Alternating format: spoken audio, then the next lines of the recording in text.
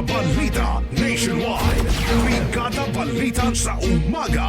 Brigada Weather Update. Weather Update. Mga kabrigada, nag-cancel na ho ng klase ang ilang mga lugar sa bansa dahil nga ho yan sa epekto ng low pressure area na nasa loob ng Philippine Area of Responsibility. Suspendido ho ang pasok sa ilang pampubliko at pribadong paaralan sa Metro Manila, pero yan po'y partikular sa Valenzuela at sa Pasig City. Meron din daw ho class suspension dyan po sa may Apari, Kamalinugan at Santo Niño sa Cagayan.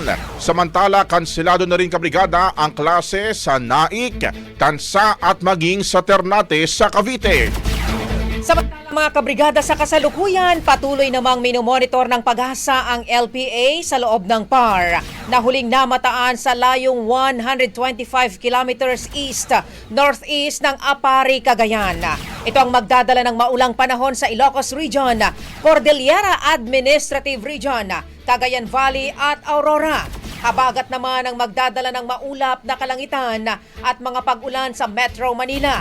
Ganon din sa Pangasinan, Zambales, Bataan, Cavite, Batangas at Occidental Mindoro.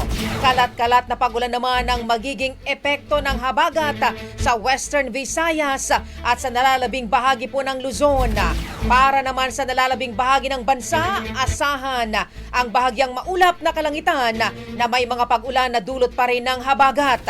Samantala, binabantayan pa rin ng Pag-asa ang Tropical Storm Moon na nasa labas ng Philippine Area of Responsibility na huli pong namataan sa layong 2,500 kilometers ng east-northeast ng extreme northern Luzon.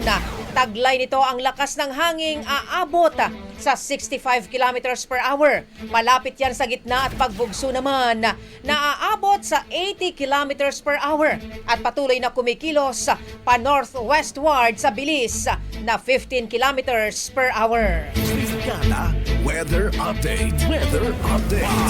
Bago Brigada Balita Nationwide. Ang bahaging ito ay hatid sa atin ng Yummy-Vit ES3 Syrup. Simulang tuparin ang pangarap ng iyong anak. And starting now,